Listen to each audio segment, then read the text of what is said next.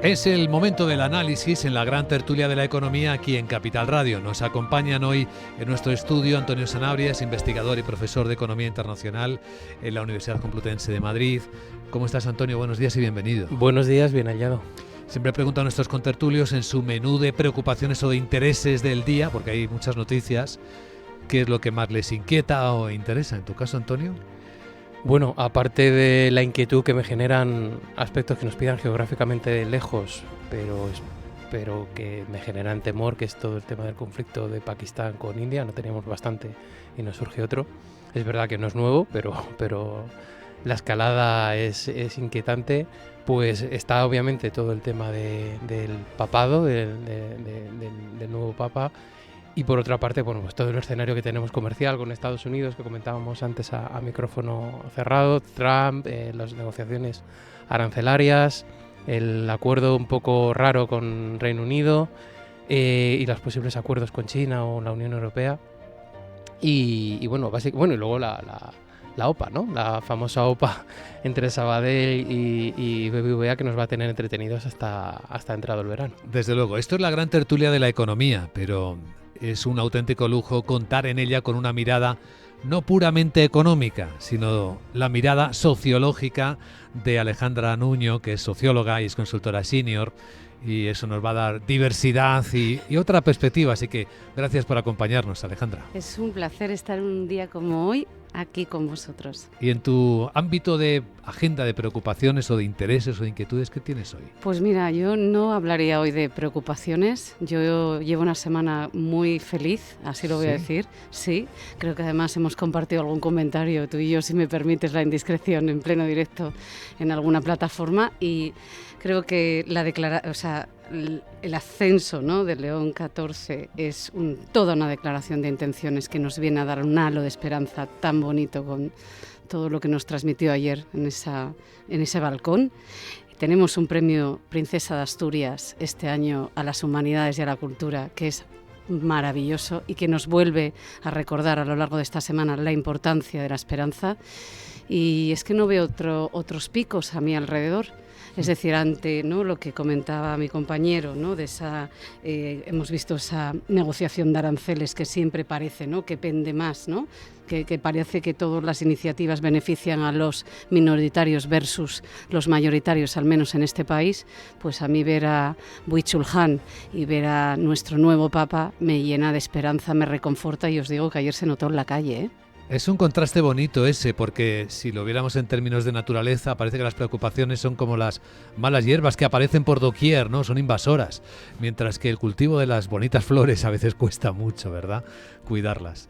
Nos acompaña Miguel Yagüe, es economista, asesor de organismos públicos, supervisores, bancos, profesor en la Complutense, en el IE, en CUNEF y escritor también de pasión. ¿Cómo estás, Miguel? Muy buenos días, Luis Vicente. Pues también un placer estar aquí y comparto mucho la agenda, ¿no?, que comentaban Alejandra y Antonio. Creo que además lo interesante en el caso del papado, hay una cosa interesante que tiene que ver con la economía, y es que el nombre que ha elegido el Papa, León XIV, su antecesor, León XIII, fue el padre o uno de los grandes influenciadores, quizá el más importante, de la doctrina social de la Iglesia, ¿no?, con la encíclica Rerum Novarum, y que marca un poco los principios no positivistas, no de técnicas concretas, pero sí de principios económicos de la Iglesia Católica, ¿no? Y yo creo que eso, pues como decía Alejandra, es una declaración de intenciones y tiene que ver con la economía, ¿no?, con una perspectiva, la doctrina social, que en realidad no deja contento a nadie de los polos que van emergiendo, ¿no?, a nadie, ni las izquierdas ni las derechas, porque trasciende un poco esas bases tan simplonas. Es un buen punto, una buena perspectiva de análisis, porque cada persona, según su ámbito de intereses, busca efectivamente en una persona que es muy influyente en el mundo, como es el Papa, su aproximación. De hecho, os contaré una anécdota personal. Una hija veinteañera que yo tengo, lo primero que me pregunto es, ¿tiene redes sociales el Papa? Es decir, ¿es un influencer?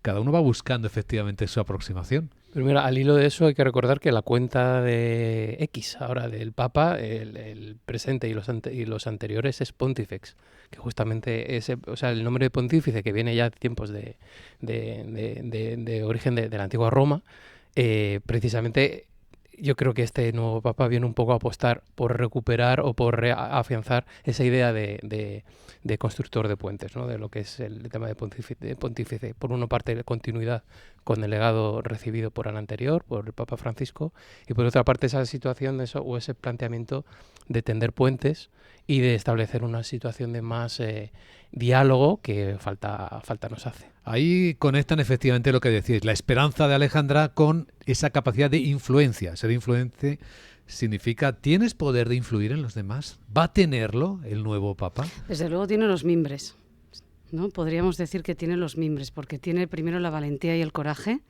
y la responsabilidad de salir ayer ahí y empañarse, la nuez se le subía y se le bajaba, en un mundo, ¿no?, que vivimos que es absolutamente inhumano, donde estamos rodeados constantemente, yo voy a hablar así, con una violencia, se le veía así, ¿verdad? Una violencia constante que no nos damos cuenta, y lo insisto, y lo hablábamos esta semana también, fuera de cámara, esa violencia de las redes sociales, que tú no te das cuenta, pero es como una lluvita, ¿no?, como decimos en Asturias, el orvallo, ¿no?, que no te das cuenta, pero está ahí, pues ver ese tipo de gestos dice muchísimo. En segundo lugar, este señor tiene el coraje de haber estudiado licenciatura en matemáticas, derecho canónico, filósofo, es decir, tiene todos los mimbres de esa integración de conocimiento tan absolutamente importante para abordar cualquier cosa técnica que hoy reclama, ¿no? Que eso nos lleva a ese perfil poliédrico, que lo vienen diciendo todos los medios, pero que a mí me parece también súper importante, porque tú tienes que tener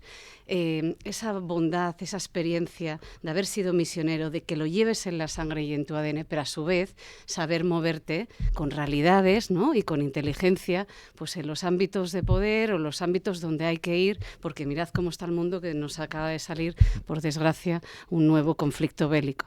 Entonces, todas estas formas, bueno, pues sí, y luego por último, como decía Miguel, pues qué bonito, ¿no?, el nombre. Qué bonito el nombre, porque en efecto es la doctrina social y es sobre todo el gran ahora defensor, que por eso dicen que no es un papa que está bajo el beneplácito de Trump, pero es que, y creo que hace una semana justo lo hablábamos aquí, yo no sigo sin comprender, me cuesta comprender que haya ciertos ámbitos intermedios, como es las formas y los formatos en los que tratamos a las personas, en este caso la migración. Cualquier persona con valores, sea cristiana o no, nos es muy difícil poder ver esas imágenes. Entonces, eso es muy importante que lo pongamos en la mesa y nuevamente necesitamos valentía. Así que por todo eso yo le agradezco a este señor. La esperanza conecta con las cosas nuevas. No habíamos tenido un papa matemático, no habíamos tenido un papa estadounidense. De este papa, efectivamente, por vuestros comentarios, intento entender que estáis rastreando su línea económica social, ¿no? Si conecta efectivamente con el predecesor de su nombre, que fue el que extendió la nueva doctrina social de la Iglesia, Miguel, a ver por dónde va en temas sociales el nuevo Papa. ¿Alguna pista tenemos? Bueno, yo creo que si tomamos el nombre como una declaración de intenciones, que yo creo que debería serlo, porque por algo lo elige ese nombre, ¿no? No creo que lo elija porque le guste como suena. Yo creo que la doctrina Rerum Novarum, o sea, todo lo que está en la encíclica de Rerum Novarum, esa doctrina social, pues yo creo que marca, se podría resumir, yo creo que en 3 principios, ¿no? Uno, el rechazo al socialismo. Yo creo que eso Juan Pablo II ya también lo dejó muy claro. 2, la defensa de la propiedad privada.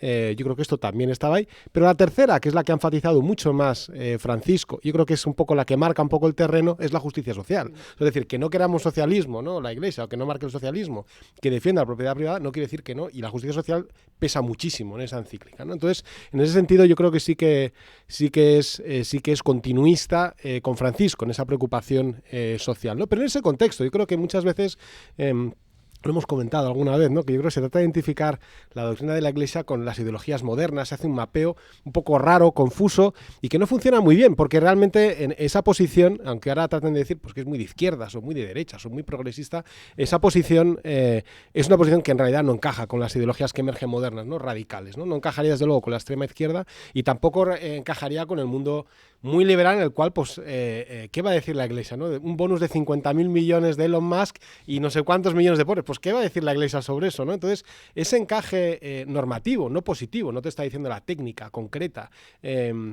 sino que te está diciendo un poco el marco. Yo creo que es interesante que esté ahí latente. Ahora, yo creo que hay una idea interesante de todo lo que pasa en el mundo, que a mí me parece, que yo comento en mi primer día de clase, que yo creo que para ser, en las clases que doy, ¿no? para ser un buen economista, yo creo que vamos al mundo del superespecialista, ¿no? Yo soy especialista en el mercado de la energía, en el mercado, pero yo creo que para hacer un buen trabajo de economista tenemos que tener una visión un poco global de las cosas, ¿no? Porque muchas cosas no tienen que ver con la economía y impactan en la economía, ¿no? Entonces, el Papa no es una figura económica, pero tiene un valor. El ser humano no es solo económico, no es solo economista, no es solo una herramienta de cálculo, ¿no? Entonces, el Papa, su visión del mundo, todo lo que está pasando en el mundo, todos los conflictos que hay, muchos no tienen que ver con la economía, ¿no? Y impactan mucho en la economía. Entonces, hay que entender el ser humano con una visión humanista, global, incluso aunque solo quieras ser un buen economista, que me parece un poco triste, solo querer ser un buen economista, también tendrías que tener esa visión global del mundo. Eso es lo que un poco nos enseña la historia y los acontecimientos recientes. Estaría bien que reivindicáramos ser buenos seres humanos, reconociendo que tenemos esa enorme presión por poner etiquetas a todo, cuando en esencia un ser humano somos seres contradictorios y a veces hacemos lo contrario de lo que decimos, ¿no? Absolutamente. Antonio. Sí, hay una cosa que es llamativa de todo y que se veía en todo el proceso del cónclave, en un contexto económico y social que vivimos, de la inmediatez, de lo instantáneo, aparte de la agresividad que decía Alejandra y que comparto, llama la atención, y a veces ha sido para criticar, y es verdad que, digamos, muchas de esas ceremonias tienen un carácter puramente medieval, no deja de ser una monarquía teocrática y patriarcal en este caso, pero con todo eso hay una cosa llamativa y de agradecer en este caso, en todo ese contexto de instantaneidad, digamos, esa ruptura con el tiempo, ¿no? Ese carácter que ha permitido que la Iglesia Católica se pueda proyectar a lo largo de los años y pueda mantenerse. Creo que en ese sentido, al hilo de lo que decía Miguel, trasladar una idea de izquierdas, derechas, tal como lo entendemos en la lógica parlamentaria, trasladarla a la lógica del cónclave o la lógica del Vaticano, creo que es un poco erróneo. Donde está el tema es en los avances o no en cuanto a la reforma interna que pueda tener, y luego efectivamente en cuanto a ese tender puentes, en cuanto a esa situación de influencia que citábamos antes con respecto no solamente a la esfera puramente católica, sino más allá de lo católico, a lo internacional. Y el mensaje, por último, que da este Papa, que a mí me parece lo más potente, aparte del refuerzo de la línea social de la Iglesia y ese enlace con León XIII, por otra parte, el mensaje contundente con respecto a la emigración y la ruptura con el mensaje criminalizador de la propia emigración. De todo lo que le espera al nuevo Papa, decidme si no estáis deseando ver qué ocurre en el encuentro que mantendrá con Donald Trump. Papa norteamericano, ya le ha dicho Donald Trump que está deseando conocerle. ¿Qué puede pasar en ese encuentro? Y que es un triunfo de Donald Trump, pues no descartemos, vamos, eso lo va a decir desde el día. Pero a lo mejor no le escucha a Donald Trump, no le gusta escuchar lo que le va a decir, ¿no? Bueno, tampoco sé, yo no sé cómo fue si Francisco le llegó a decir algo a Vance, que por cierto fue la última visita oficial que tuvo nuestro último Papa. No sé, desde luego, cuando le dio los huevos Kinder, no sé si iba algún mensajito ahí dentro del huevo diciendo, ustedes lo están haciendo muy bien. Ahí está la diplomacia vaticana, que también es muy exquisita, ¿no? Es muy exquisita, sí. A mí una de las cosas que me gusta mucho también de este Papa es el aspecto agustino, y al final no deja de representar que cuando cae el imperio, ¿no?, romano, cae el imperio, pero se dan cuenta de que la Iglesia, y si esto significa, o cualquier, desde mi humilde opinión, cualquier ámbito doctrinal, debería de representar esa neutralidad que no tiene que representar ni esa izquierda ni esa derecha, sino que representan los valores de la humanidad, que esos deberían de ser absolutamente neutrales y en el medio para todos. Debería ser el punto de partida. ¿En eso marca diferencia con el espíritu jesuita o incluso franciscano que adoptó el anterior Papa? Bueno, yo en este aspecto no lo veo tan diferente, ¿No? Porque tienen diferentes formatos a la hora de hacer el abordaje, pero al final, fíjate, precisamente Francisco es el que elige y lo saca y lo trae, ¿no?, sí, a Roma. Hace 2 años. Y con toda una declaración de intenciones también. O sea que yo creo que, insisto, que es de las pocas instituciones que estamos viendo a día de hoy que se está plantando seriamente, sin ningún tipo de pudor, a decir, hay unos mínimos a cumplir cumplir y esto no puede seguir así. En otros escenarios, Miguel, ¿cómo va la batalla de la ópera en plena consulta pública? Que imagino que habrás entrado seguro, ¿no?, en la página del Ministerio de Economía. Bueno, a ver eso de la consulta, ¿no? Yo creo que para hablar del proceso tampoco hace falta analizar en mucha profundidad. Creo que este proceso pintoresco, ¿no?, de 15 días de consultas a caballo entre la consulta popular y el buzón de sugerencias, yo creo que no tiene mucho sentido, ¿no? Yo creo que, a ver, una cosa que es verdad, la decisión, o sea, sobre si es mejor Sabadell y BBVA fusionado o no, no es una decisión evidente. Eso es así. Fíjate que incluso en el mundo político lo que uno esperaría es que el PP cargara con dureza, y no ha ocurrido. O sea, quiero decir que no es una decisión evidente de qué es mejor. Ahora, el proceso importa, y el proceso importa mucho, ¿no? Entonces, el proceso siempre me pareció una barbaridad. Un año prácticamente que ha estado la CNMC analizando la operación es una barbaridad. O sea, todos los días, no todos los días, pero con mucha frecuencia, los bancos de inversión y las consultoras llevan sus propuestas a los bancos sobre fusiones. Y toda la información de concentración de mercado, de oficinas, es rapidísima. Eso se hace muy rápido, ¿no? Entonces, un año es una barbaridad, podrían ser 3 meses, ¿no? Y después llegamos al final del año y ahora tenemos este proceso final para en 15 días consultar, ¿no? Entonces, yo diría ahí que la decisión es difícil, pero el proceso importa. Y el proceso, yo creo que es un proceso, desde el punto de vista internacional se mena mucho, desde el punto de vista financiero se mena mucho, es un proceso que no es bueno, ¿no? Ha tenido un año tensionado al Sabadell, a la organización, un año con la acción de BBVA también muy tensionada, ¿no? Y todavía no sabemos, ¿no? Entonces, ¿qué podemos decir? Bueno, yo diría 2 cosas que me parecen interesantes. Una, ¿qué dice el mercado, ¿no? El mercado en ningún momento ha descontado que la fusión se va a producir, ¿no? Cuando se dice que una fusión se va a producir, el mercado automáticamente pone el precio de la fusión a la entidad que va a ser comprada, ¿no? Sí. Esto no ha ocurrido. En este caso, no pone un precio porque no es un precio, sino que es un intercambio de acciones.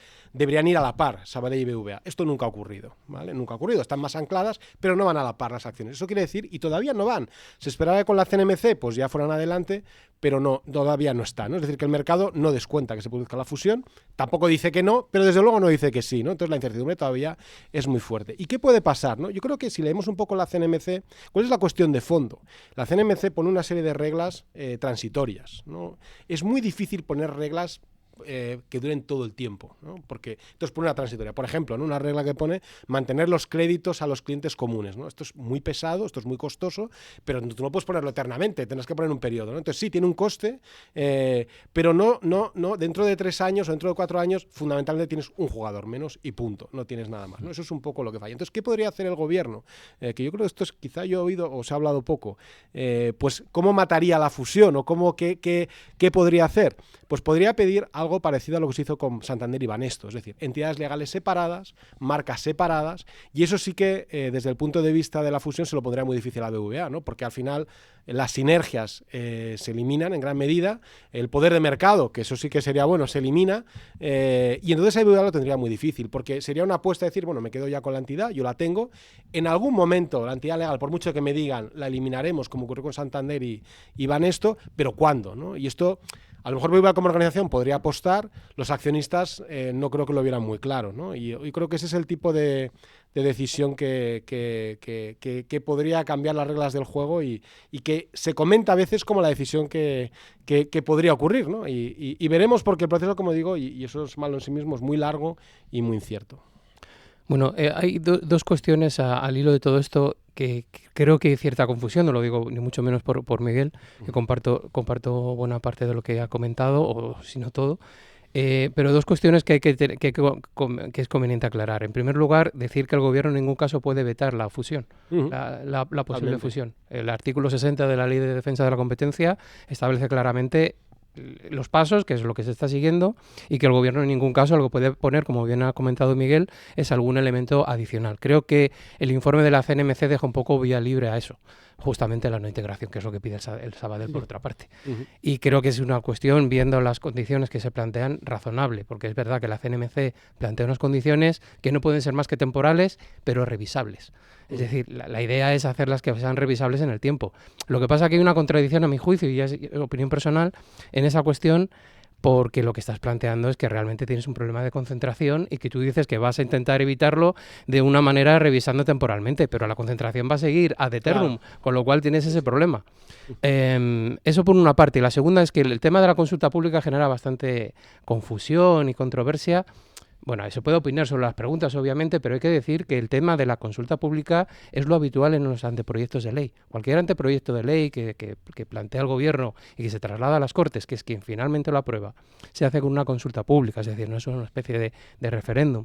La novedad en este caso es que se hace con respecto a una OPA, pero la justificación que se da es para, digamos, tener toda la información posible para evaluar esa decisión, porque más allá de que se esté de acuerdo con eso o no, es una decisión ciertamente compleja.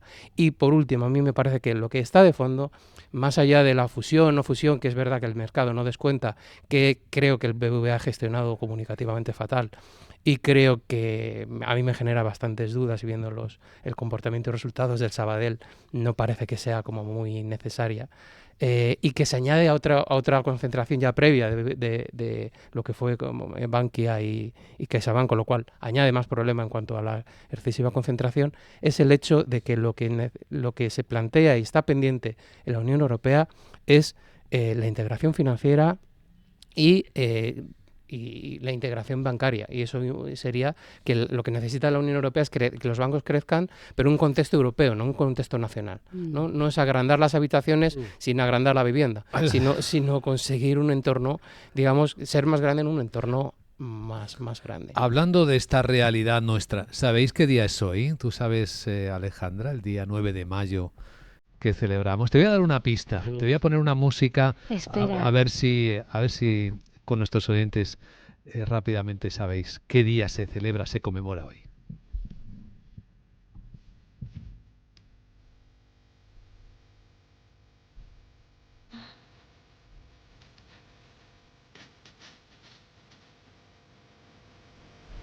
Pues fue en 1950 cuando un señor llamado Schuman hizo esta declaración que recogemos con su documento histórico.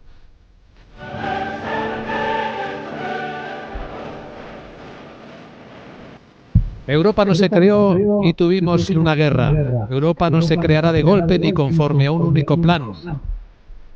El señor Schuman dijo, se formará tomando medidas concretas que contribuyan a una solidaridad verdadera. Eso dijo Robert Schuman. Un 9 de mayo como hoy. Y es el Día de Europa. Una Europa que nos preguntamos cada día si seguimos formándola correctamente. Fíjate que no lo tenemos, Alejandra, lo he visto en tu expresión, lo he visto en la de Miguel, lo he visto en la de Antonio. Es un día al que no le tenemos especial aprecio, me da la impresión. Fíjate, ¿no? Es que eso vuelve a ser toda una declaración de intenciones, ¿no? Pues mira, yo estoy convencida que estáis de acuerdo conmigo. Creo que todo este panorama siempre hay que ver ese lado positivo, reclamando lo que dicen nuestros académicos y nuestro entorno. Y yo abogo porque estamos en un momento maravilloso. Como bien decía, me ha encantado lo del tema de la habitación más fuerte y la casa más fuerte. Me ha encantado. Una imagen poderosa. Y ojo, qué bien. Que es nuestra oportunidad. Es nuestra oportunidad para poder ponernos a rodar, para ser valientes, para coger estos guantes que nos están lanzando la sociedad y el entorno. Y ahora es nuestro momento de crecer, de tomar autonomía, de crecer en nuestros valores y de ser maduros. Y yo veo todo esto de forma muy positiva. Y fíjate, ¿no? Esa declaración, solidaridad verdadera. Volvemos al centro de 1950, la conversación. Pues fíjate, y ha llovido, y han pasado cosas. Fíjate. Y tenemos otra guerra en Europa. Y no sé si hemos hecho lo que queríamos. Bueno, yo creo que no se ha hecho todo lo que se quería, pero yo creo que Europa, es verdad que Europa vemos muchas cosas que molestan, ¿no? Pues la burocracia, la lentitud, los sesgos, somos muchas culturas, yo creo que esto es bueno, pero también limita ciertas cosas, pero cuánto frío hace fuera de Europa, ¿no? Yo creo que miremos el mundo, porque Europa tenemos un cierto complejo, ¿no? Qué lentos somos, que ya, vamos a ver el mundo, ¿no? Y tú te pones a ver el mundo. Personalmente creo que ciertas derivas polarizadas de izquierda y derecha, ciertos autoritarismos, es que miremos a China, miremos a Rusia, miremos a Latinoamérica, ¿no? Miremos, bueno, es parte de los países, ¿no? Miremos esta deriva de Estados Unidos, que el primer tramo, pues bueno, pues tenía sus sombras y sus luces. Este segundo tramo está siendo muy complicado, ¿no? Entonces Europa, yo creo que desde el punto de vista de humanismo tiene cosas muy buenas y yo creo que sí, hay muchas cosas que hacer, muchas cosas que no nos gustan, pero fuera hace mucho frío y dentro yo creo que se puede hacer muy bien y puede tener su propia personalidad, creo que más que nunca, ¿no? En un cierto sentido común y en unos ciertos valores. Y yo creo que eso habría que explorarlo. No olvidemos que por mucho que veamos y por esa lentitud, a veces desesperante, los socios que conforman la Unión Europea son antiguos enemigos seculares que lo que hacían era batirse entre ellos por la fuerza de las armas. Y que ahora se entienden en reuniones, que es otro tipo de peleas felizmente mucho más amistosas y mucho menos sangrientas. Sí, hemos mejorado seguramente. Tenemos que luchar contra esa sociedad hipnotizada digitalmente y no hipnotizada totalmente y que modula todas las arquitecturas mentales para empezar, y esto no es de Europa, esto es global. Así que, y eso pasa por la importancia de la autonomía económica y de la toma de decisiones con una visión urgente, voy a repetirlo, una visión urgente de tener gente valiente al mando, ¿no? Y de ver la visión con luces largas y no solamente en esos cortos. Por eso yo, y lo digo así de forma tan banal, esto de la consulta de la OPA, no sé, me recuerda, ¿verdad? Mira, yo que vengo hoy vestida de Vaticano, que vengo ¿Qué con pone mi en tu camiseta? de Roma, La pues ciudad, a mí 1960. A mí me recuerda mucho a ese Coliseo romano.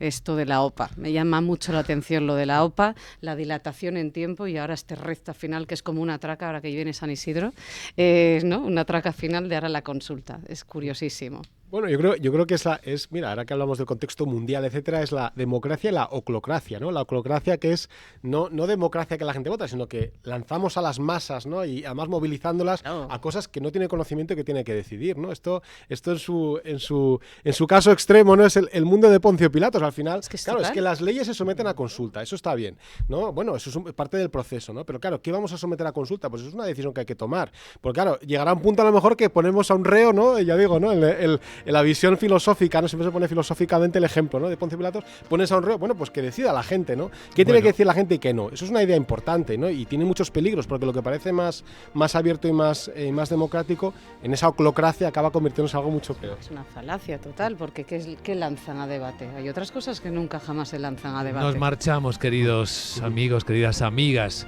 Gracias, Alejandra, por recomendar a Byung-Chul Han. Byung-Chul Han, a ver si lo digo bien, cuesta mucho decir su nombre, pero merece mucho la pena leerlo, al nuevo flamante Premio Príncipe de Asturias. Miguel, Alejandra, Antonio, gracias por acompañarnos. 1.000.000 de gracias a vosotros. Buen fin de semana.